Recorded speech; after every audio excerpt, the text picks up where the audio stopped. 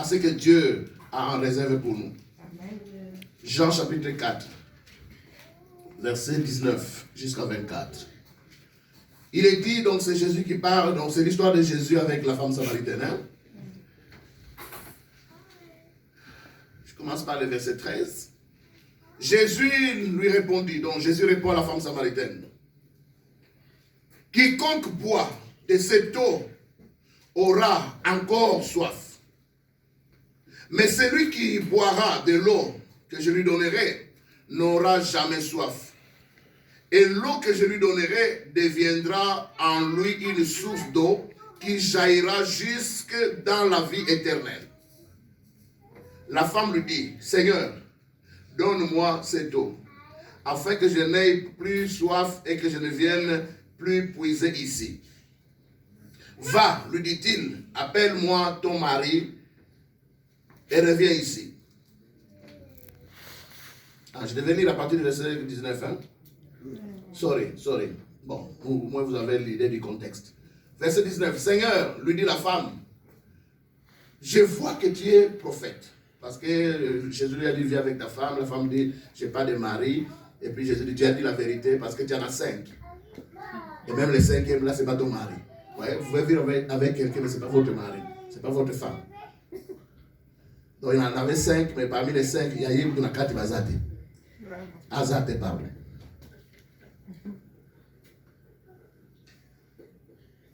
Seigneur, lui dit la femme, je vois que tu es prophète. Ah, parce qu'à Sakolier, à Bicolier, à l'Obéni Makambo Salaka. Nos pères ont adoré sur cette montagne. Et vous dites, vous que l'endroit où il faut adorer est à Jérusalem. Là, nous sommes en face d'une juive avec, d'une samaritaine avec un juif. Les conflits, c'est quoi? Pensez au schisme. Quand les deux tribus ont été séparées, la nation d'Israël a été séparée, les royaumes du Nord avec 10 tribus ont mis la capitale où? À Samarie.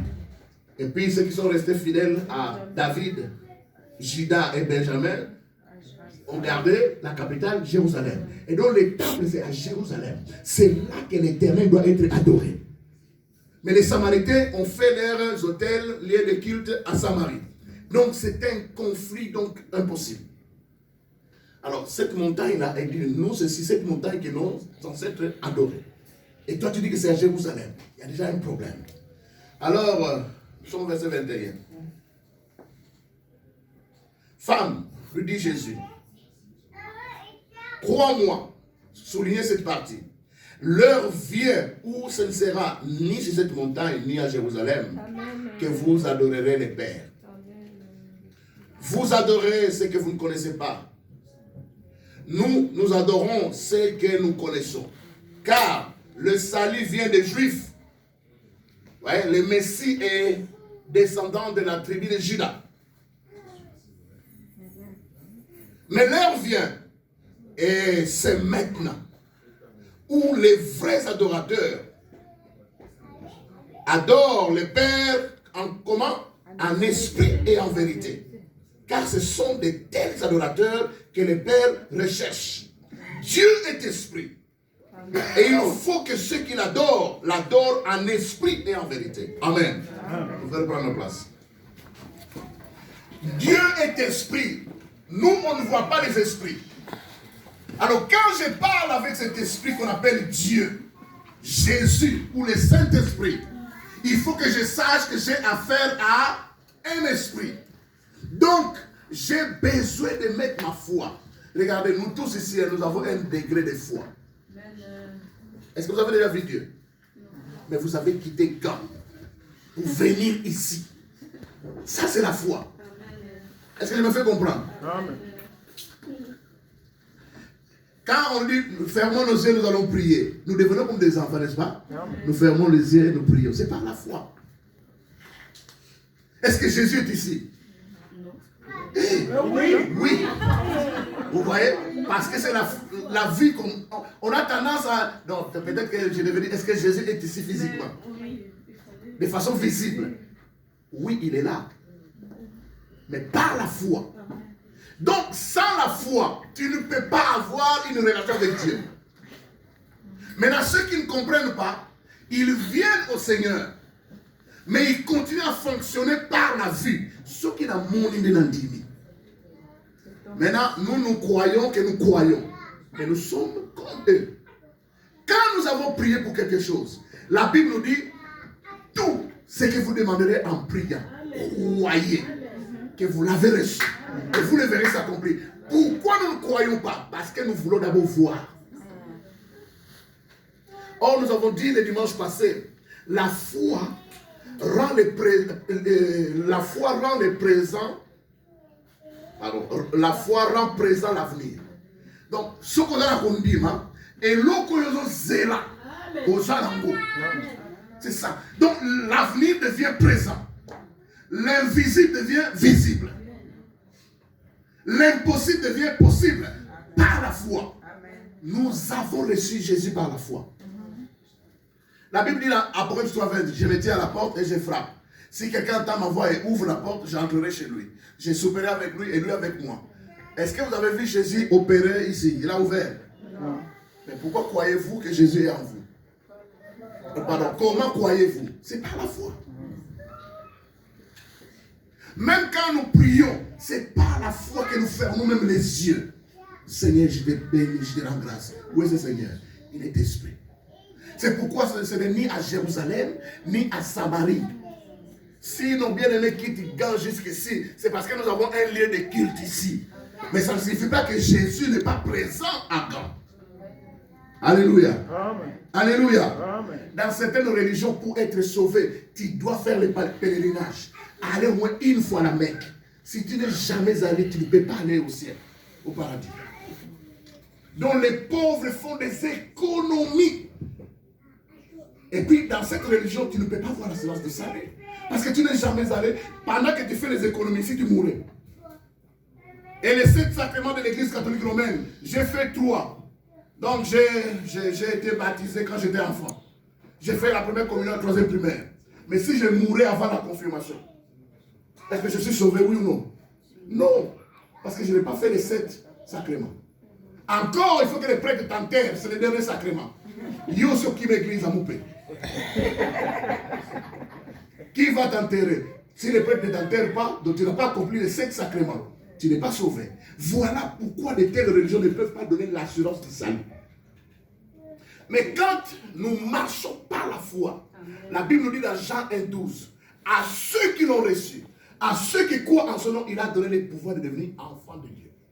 Donc Dieu te donne le pouvoir de devenir enfant de Dieu parce que tu as mis ta foi en lui.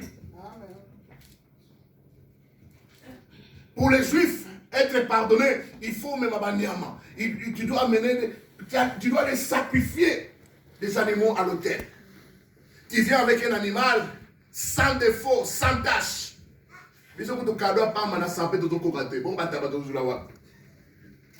Alléluia. Aujourd'hui, le sapin il est un peu bien décoré, mais en dessous, il n'y a rien. Donc, on n'a pas encore atteint l'objectif. On a progressé.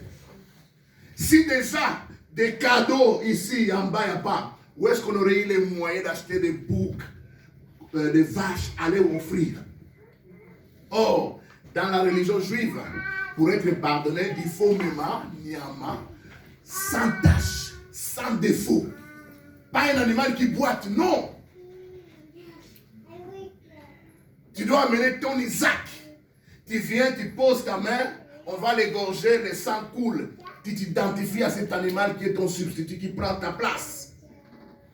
Et puis là, le sacrificateur dit, va, tu es pardonné. Mais il dit que le sang des boucs, le sang des animaux, couvrait seulement les péchés, mais n'ôtait pas les péchés. Mais le sang de Jésus ôte les péchés du monde. C'est-à-dire quand tu reçois Jésus, le péché qui te dominait, non seulement que Dieu te pardonne, mais il te donne la force de le vaincre. C'est ce qui fait que celui qui croit en Jésus, il a un libre choix. C'est-à-dire quand il est en face de la tentation, il décide, je tombe ou je ne tombe pas. Est-ce que vous voyez la différence? Mais celui qui n'a pas ce pouvoir, il est condamné à tomber. Toi, quand tu tombes, c'est toi-même qui choisis. Mais Dieu t'a donné la force de vaincre la tentation.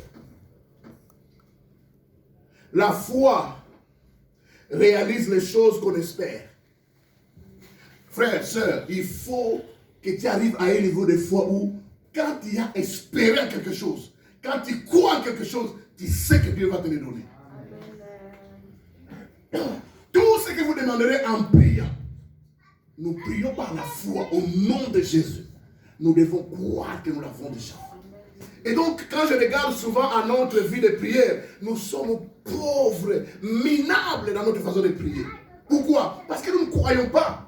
C'est une formalité religieuse que nous faisons. Mais si nous croyons, ok, nous allons dire, ok, pour l'année 2020, fixons nos objectifs. Vous fixez les objectifs.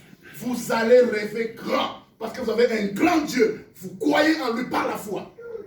Vous fixez vos objectifs, vous dites, ok, nous allons prier.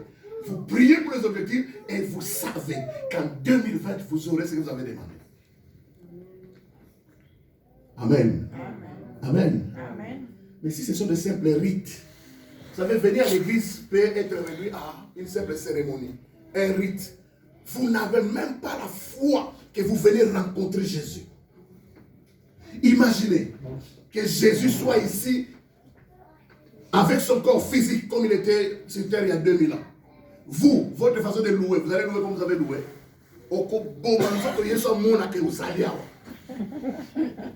Pour qu'il voit tes problèmes. Mais là, puisqu'il est invisible, tu ne crois même pas en sa présence. Même quand il chante. Bon, le dimanche, c'est à 2h. Hein? Donc, ça sera à 2h en 2 ans. C'est juste question de conscience. Mais réaliser, on dit il faut venir à Dieu avec expectation. C'est-à-dire avec attente. Je sais que le Seigneur va me bénir. Je vais le rencontrer. Donc quand je rencontre le Seigneur, je ne sens pas tel que je suis entré. C'est pourquoi cette femme qui souffrait de la perte de sang, beaucoup de gens touchaient Jésus à gauche, à droite. Mais elle se dit, si j'arrive seulement à toucher le pan de la robe de cet homme, je serai guéri. Il n'a pas lu ça dans la Torah, c'était écrit nulle part. Parce que parfois, les miracles, nous ne les vivons pas, parce que nous voulons pas. C'est écrit où? C'est écrit où? Comme a dit maman pasteur, Jésus a dit, si nous croyons en lui, nous ferons des plus grands miracles que ce qu'il lui a fait.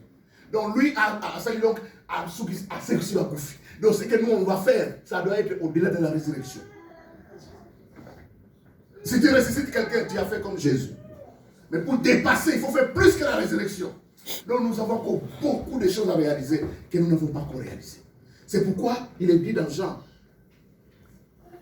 jusqu'à présent, vous n'avez encore rien demandé. Demandez afin que votre joie soit parfaite. Les chrétiens, nous sommes là tristes, minables. Notre joie n'est pas parfaite. Pourquoi? Parce que nous ne vivons pas de miracles.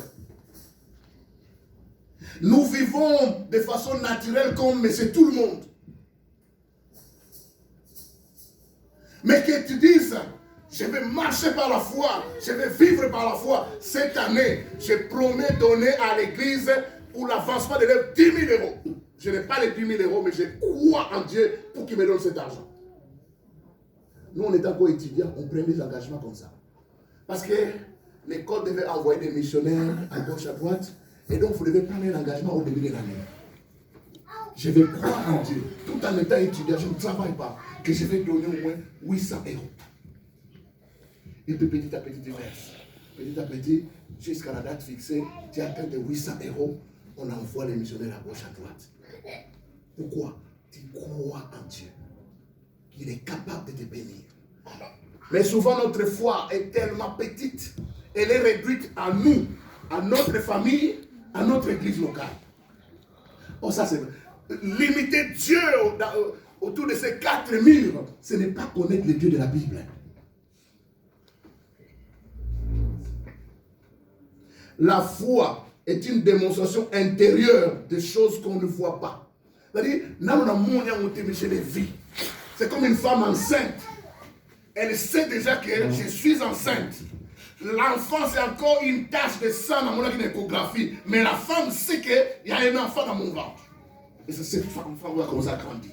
La foi, c'est comme un muscle. C'est en l'exerçant que la foi devient forte. L'exercice de la foi, c'est quoi? C'est croire en des choses incroyables. Vous savez, le muscle qui n'est pas utilisé, il va s'atrophier. Et puis devenir un fardeau pour le reste du corps. Donc le muscle, il faut l'exercer. Ta foi, il faut commencer à la mettre dans des choses surnaturelles. Si tu vis de façon naturelle, oh, il faut pas de problème. Mais les monuments, quand tu vois Montgomery, tu vois tel monument, ce ne sont pas des gens qui sont morts à l'hôpital. Souvent, ce sont des gens qui sont tombés au champ de bataille. Alléluia. Amen. Alléluia. Amen.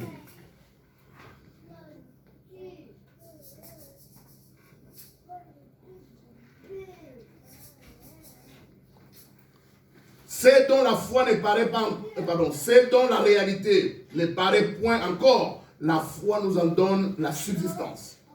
Et l'eau qu'on a simbi en côté, mais na condima, na so vivre dans les sengo, comme si nous avons déjà. Amen. Vous savez, quand vous espérez en quelque chose, vous avez une bonne promesse qui vous attend, au comme il a un sengo. C'est pourquoi, si tu cesses d'espérer, tu mourras. Il faut toujours continuer à espérer. Quand tu passes par des moments difficiles, cherche une promesse. Tu t'accroches à cette promesse-là, tu commences à espérer, cette promesse va te faire traverser la vallée de Baka. Amen. Yo a traversé un moment difficile,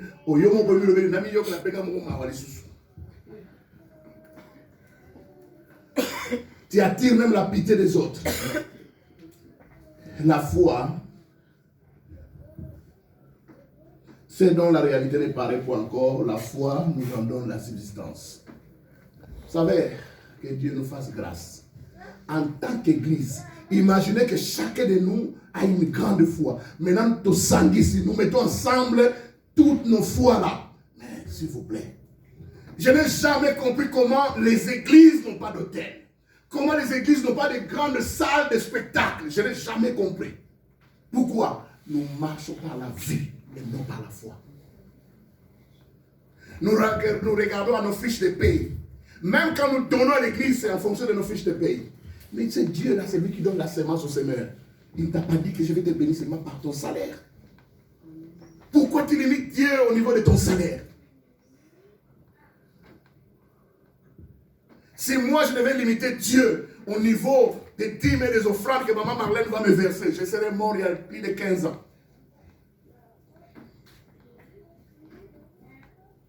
Alléluia. Amen. Alléluia. Amen.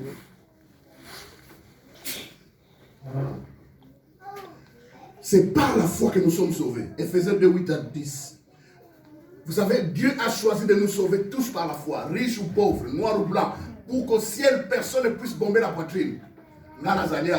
Grâce. C'est parce que j'ai vraiment bossé. Non. Riche ou pauvre, noir ou blanc, rouge, jaune, l'instruit, le savant, comme la maman qui n'a jamais appris à lire. Nous tous, nous serons sauvés par la foi. Pour que personne ne se glorifie. C'est ce qui est dit dans Éphésiens 2, 8 à 10. Comme je disais, la foi honore la grâce. Celui qui croit qu'il est sauvé par la foi, il sera plus reconnaissant. Parce qu'il sait que ce n'est pas parce que je méritais, c'est la grâce. Mais celui qui met l'accent sur ses œuvres, moi j'irai au ciel parce que je donne l'aumône aux pauvres. J'irai au ciel parce que je suis passé par tous les sacrements. Frère, admettons que ça soit un livre sur la natation. Ok? Ça, c'est un livre qui apprend comment nager. Vous lisez tout ce qui est écrit. Vous avez appris à nager. Et puis, le jour de l'examen, on vous dit, ok, vous allez nager sur cette piscine-là qui commence de là jusqu'à là. Vous appliquez tout ce que vous avez appris. Et puis, vous traversez la piscine. Qui vous a fait traverser la piscine? C'est vous-même, non? Vous avez lu, vous avez appliqué, vous avez pu nager.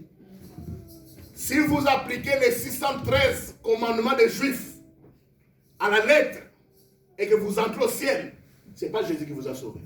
Vous vous êtes sauvé vous-même. Est-ce que je me fais comprendre?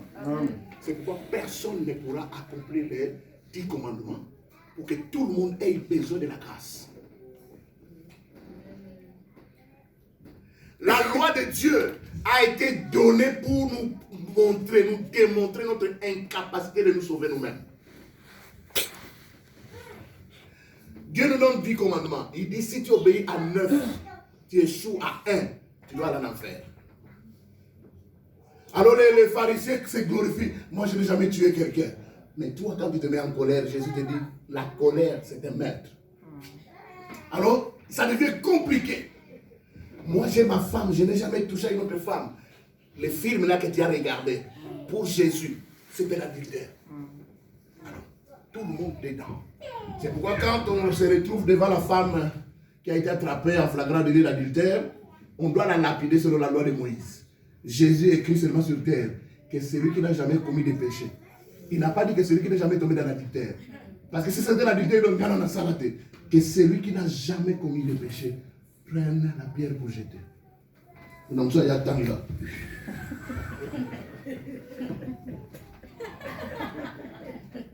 Du plus vieux, du plus jeune au plus vieux, tout le monde s'est retrouvé. Vous savez, quand vous comprenez tout ça, vous avez un cœur compatissant. Vous avez un cœur qui comprend ce qui tombe. Vous ne serez plus légaliste comme les pharisiens. Alléluia. Amen. La loi de Dieu, que nous appelons les 10 commandements, a été donnée à Israël pour montrer à Israël que vous avez besoin d'un sauveur. Vous avez besoin d'un Messie. Regarde, je lisais un peu leurs cérémonies. Il y a des cérémonies où les enfants d'Israël, vous voyez, quand surtout les hommes, ils ont toujours un petit truc noir qu'ils mettent ici. La kaba. Donc si vous allez prier au milieu de la lamentation, vous devez le mettre. Qu'est-ce que ça signifie? Donc ça signifie que je crois que la Shekinah de Dieu est au-dessus de moi. Donc, hein, c'est comme une petite peau comme ça. Ça signifie, ça représente la Shekinah, c'est-à-dire la gloire. La gloire qui était tombée dans les tabernacles. Donc quand les Juifs mettent ce kaba, il veut simplement dire que je crois qu'au-dessus de ma tête, il y a la gloire de Dieu. Et donc il marche avec ça, il sait que la gloire de Dieu m'accompagne. Cette même gloire qui avait accompagné les enfants d'Israël au désert, les Juifs croient que cette gloire l'accompagne. Est-ce que c'est mauvais? Non. De croire à la gloire de Dieu au-dessus? Non. C'est pas mauvais. Ça devient mauvais quand tu crois que ça va te sauver. Être conscient de la gloire de Dieu, c'est bien. Mais si tu fais de ça, source de salut, là, ça ne marche pas. Être circoncis, c'est une bonne chose, du point de vue hygiène. Mais si tu crois que la circoncision est source de salut, là, ça devient un problème. Et donc, les Juifs croyaient que tout ce qu'ils faisaient comme cérémonie, comme rite, c'est ce qui va les faire entrer au ciel. Alors Jésus, quand il vient, dit non, c'est pas comme ça. C'est pourquoi vous avez, quand il leur parle d'esclavage, les enfants d'Israël disent, mais Pétia, il m'a raconté, nous, on n'a jamais été esclaves de quelqu'un, nous sommes descendants d'Abraham. Alors Jésus leur dit, quiconque pêche est esclave du péché. Donc il veut leur faire comprendre que vous tous, vous êtes des esclaves. Vous avez besoin de quelqu'un qui vous libère de l'esclavage. Mais tout ça, c'est par la foi, mes frères. Nous sommes sauvés par la foi. Nous croyons en Dieu parce que nous avons la foi. Nous fermons nos yeux pour prier par la foi. Frère, pour que tu sois guéri d'une maladie, c'est par la foi aussi. Amen. Pour que tu vives un miracle financier, matériel, c'est la même foi. Amen. Je dis ceci, si tu ne crois pas que Dieu va te bénir financièrement, matériellement, ne crois pas que tu es sauvé. Parce que c'est la même foi. Pourquoi tu es prêt à mettre la foi pour le salut et tu n'es pas capable d'utiliser la même foi pour la bénédiction ou pour une guérison, pour une délivrance? Vous savez, si nous comprenons toutes ces choses, tout le monde ici devient missionnaire. Tu rencontres quelqu'un, tu lui parles, tu dis c'est ma Jean 3,16, mon frère, ma soeur. Dieu a tellement aimé le monde. À la place du monde, tu mets le nom de la personne. Dieu t'a tellement aimé qu'il a donné son fils Jésus pour qu'il meure à la croix à ta place. Et quand nous célébrons Noël, Dieu a envoyé son Fils pour toi. La Bible dit dans les cieux, sur la terre et sur la terre, il n'y a aucun autre nom pour être sauvé. C'est le nom de Jésus. Il a dit, il est le chemin, la vérité et la vie. Est-ce que tu ne veux pas donner ta vie à ce Jésus-là? La personne prie avec toi à Baxam l'église.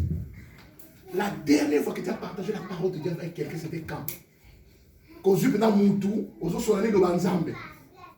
Aux autres, tu as été que Nzamba a repris sur la malade, Nzamba a la bombe. Tu lui parles du salut de Jésus. C'était quand? Pourquoi? Tu n'y crois pas. Tu marches par la vue. Or, si nous croyons, nous marchons par la foi. Le succès dans les témoignages, c'est juste partager Jésus. Le reste, ce n'est pas ton problème. Quelqu'un t'a parlé, c'est tout. Et Dieu a fait le reste. Pour que les autres soient sauvés, c'est la même chose. Toi, tu dois parler.